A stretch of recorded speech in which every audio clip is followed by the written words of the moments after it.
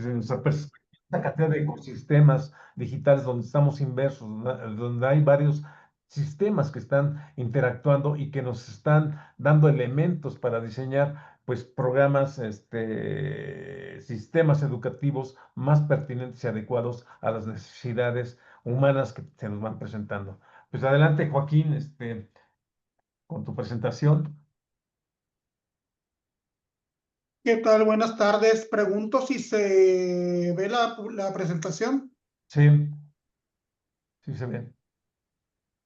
Muy bien, pues muchas gracias a este Congreso de Transformación Educativa, a los organizadores, la gente que me antecedió. Son temas muy interesantes, el saber que vivimos al igual que la naturaleza con el ecosistema o en un ecosistema gran o en diferentes ecosistemas a través de los cuales nosotros nos mimetizamos y aprendemos a vivir de distintas maneras.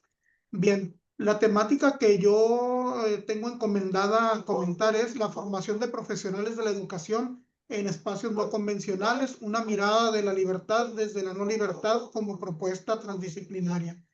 Muy bien, en esta conversación yo desearía destacar algunas ideas que envié en la síntesis que para el efecto se dan. Eh, En ese sentido, esta temática se enmarca en lo siguiente: el formar profesionales de la educación bajo una perspectiva dinámica, creativa, innovadora y respondente a la condición de época reviste interés fundamental cuando se vinculan estos tales aspectos a las nociones que hoy por hoy se escriben de cara a manejar la posibilidad de integrar en el campo formativo la tradición de una disciplina universal susceptible de discutir la pertinencia de aquello que se ha de pensar, construir como conocimientos y prácticas. Bien, y aprovecho ese preámbulo para hablar de lo que nos atañe aquí en ese gran ecosistema. Nosotros tenemos un programa de licenciatura en centros penitenciarios, específicamente en 2 lugares en estos momentos. Estamos hablando de un ecosistema distinto en términos de la cuestión educativa de nuestra institución. En este sentido, vamos a encontrar que buscamos lograr una identidad a través de la reinserción, es decir, buscamos que las personas privadas de la libertad, población varonil, que en algún momento por la infracción a la ley tipificada como delito fue recluida y que se encuentra en un proceso de cobertura de una sanción penal expresada en una condena. Pues bien, en este orden de ideas, la Universidad Autónoma de Baja California, la Facultad de Ciencias Humanas y la Licenciatura en Ciencias de la Educación a bien tienen la encomienda de este gran proyecto. Bueno, ¿y qué significa el trabajar para personas privadas de la libertad? Que eso lo ubicaríamos como un espacio de reconocimiento social poco observado desde los rasgos positivos que pudiera tener también la tarea de una universidad que se acerca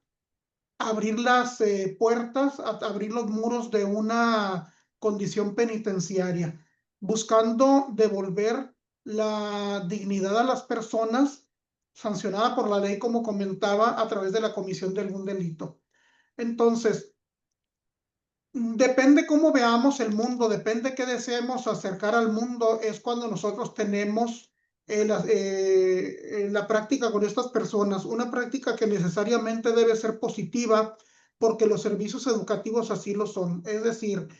cuando a mí se me plantea hablar, y de hecho se abundaría en la conferencia del día de mañana, tendríamos que sintetizar en muy poco tiempo y aquí en un poquito 10 minutos o menos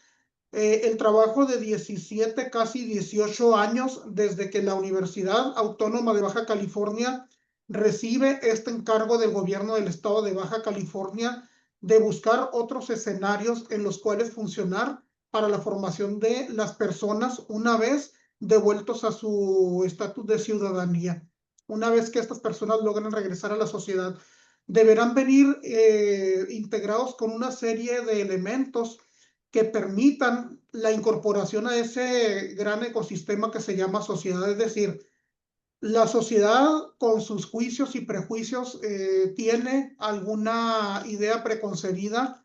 de las personas que viven privadas de la libertad, decía, a través de la comisión de un delito sancionado por la justicia. Y en ese sentido, esa labor para nosotros es importante porque tenemos que aprender a rediseñar, tenemos que empezar a vivir bajo otras estructuras, luego de una estancia que en los centros penitenciarios, el hongo 1 y el hongo 2, que son penitenciarías estatales, se les llama de mínima, de mediana seguridad, varonil, toda la población. Encontraríamos que hay características muy notables en ello. De repente, cuando hablamos de formar a las personas en una visión transdisciplinaria, lo tendríamos que plantear necesariamente desde el currículum. Es decir, un plan de estudios que se escribe para la libertad y para un ejercicio en la no libertad es una labor titánica, es una labor muy importante porque tendríamos que aprender a rediseñar nuestras estructuras desde la parte docente, desde la parte didáctica y la interacción interinstitucional. Es decir,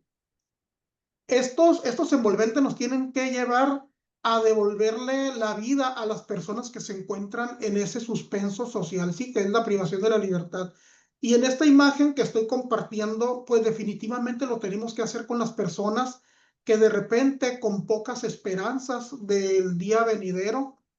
a no ser que sea el encierro, que sean las rejas que me separan de la vida común en una penitenciaría, el área sana, el área afable es el área educativa. Es el área donde se convive en grupo, es el área donde se convive con instructores de INEA, de preparatoria abierta, de repente con las personas de la universidad que acudimos y no cotidianamente, sino que tenemos prácticas espaciadas cada 2 meses, porque también el ingresar a un ecosistema distinto del común que nosotros tenemos implica una serie de condiciones, es decir, implica un conjunto de procederes,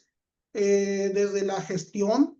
hasta la aceptación que debería tener o que debe tener el sistema penitenciario para que nosotros estemos ahí como facilitadores. Obvio, todo esto se tiene que trabajar a través de una mediación que curiosamente no se desarrolla como lo estamos haciendo ahora, con el beneficio de la tecnología, de la interactividad, que favorece la vida en estos ecosistemas como lo estamos haciendo ahora, de una clara cercanía desde la distancia.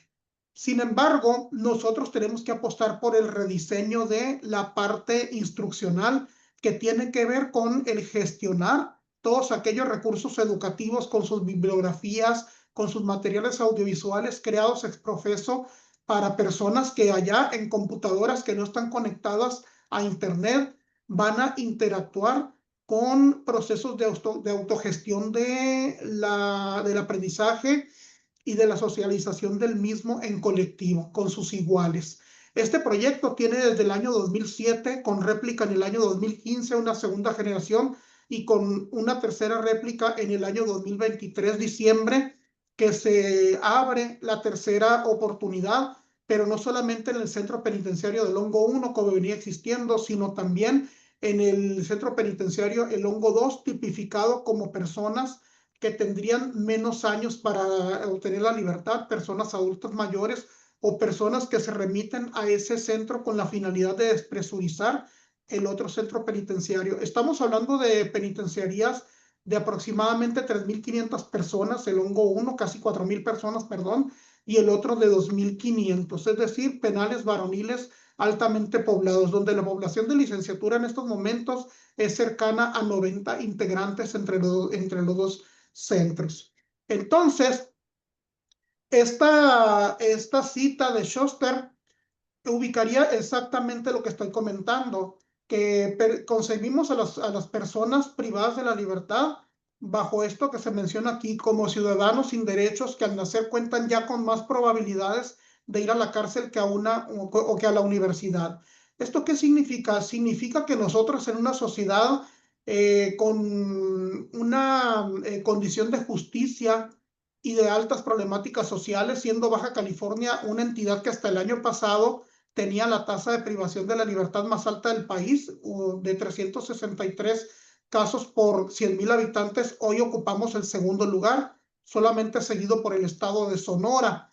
y donde las condiciones penitenciarias son un reflejo de la crisis social que vivimos, y no porque la favorezcan los gobiernos, sino la misma historia que tenemos en estas regiones del país nos lleva a eso. Una zona de alta migración, de alto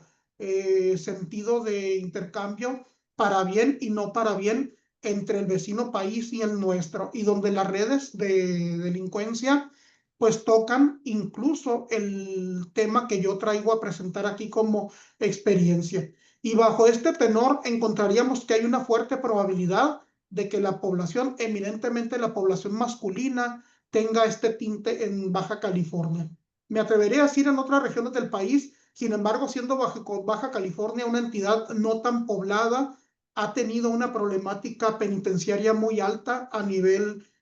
histórico.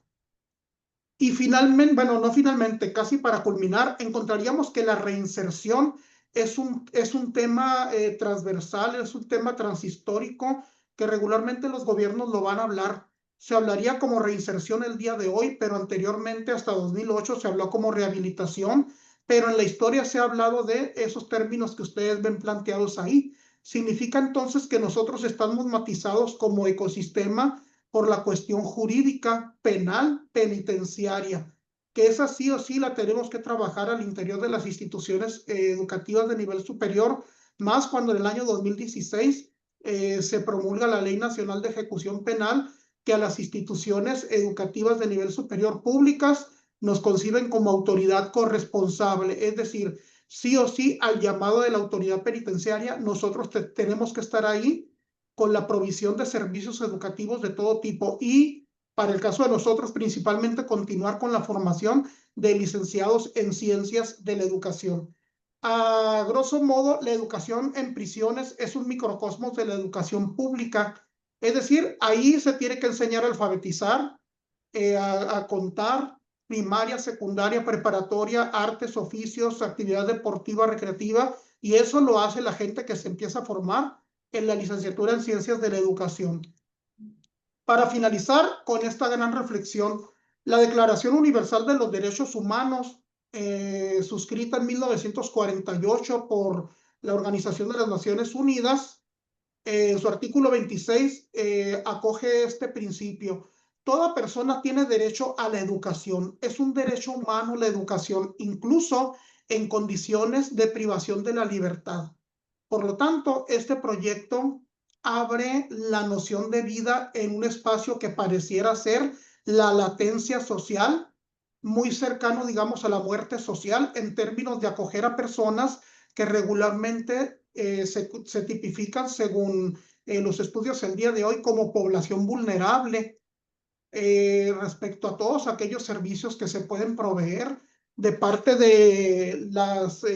quienes proporcionamos los servicios educativos. Y es ahí que yo me sirvo comunicar brevemente esta temática el día de hoy, identificando pues que la transdisciplina es un común denominador al tenor de todo aquello que tenemos, lo que tenemos que lograr, perdón, porque estamos todos los días definiendo la vida, la situación futura de las personas que en algún momento recobrarán la libertad, y que en esa recuperación de la libertad tendrían derecho a todos aquellos escenarios de la vida social: el trabajo, el sustento familiar, la socialización, nuevas oportunidades educativas, etcétera. Entonces, eso es lo que yo puedo comunicar y agradezco este espacio que se me brinda.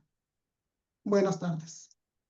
Pues muchas gracias, Joaquín. Si hacemos un poco recorrido antes de entrar ya al intercambio entre nosotros y entre los presentes, creo que me parece muy interesante. Con Julieta nos dice, hay que descentrarnos, ¿no? O sea, como que solamente el humano es el centro, y pues nos olvidamos del planeta, pensar en el nuevo ciudadano con más conciencia social, conciencia ambiental, conciencia de género, que son los elementos que tendríamos que tomar en cuenta en cualquier propuesta de enseñanza, de aprendizaje, de sistemas educativos y de programas. Esto nos muestra lo que les decía, que estamos en una gran cantidad de sistemas que están interactuando entre nosotros y que son importantes a considerar. Después con Lobardo, nuestro psicólogo, bueno, educativo, también nos plantea un tema interesante precisamente de lo que de lo recurrente y lo emergente. Y eso nos muestra que toda la educación, a pesar de que hubo momentos como que no pasaba nada y sí pasaban cosas, está siempre dinámico. Y no podemos quedarnos con una fotografía de una lectura que tengamos sobre la educación si no consideramos que esto está cambiando. Pero cómo preservar y al mismo tiempo cómo innovar para ir teniendo una educación que sea pertinente a nuestro mundo, pertinente a nuestras problemáticas. Esto es una buena reflexión y nos muestra primero que es siempre está en continuo cambio y que requiere continuas lecturas para poder, como les digo, proponer, hacer propuestas más auténticas o más propuestas más pertinentes a todo lo que está cambiando. Después, Rafael nos hace, ya él va a un tema o que está de boga, ¿no? La inteligencia artificial, donde nos muestra cómo ir más allá de lo técnico, e incluso más allá de lo educativo, ¿no? O sea, el principio humano, el que nos sea un acompañante cognitivo que nos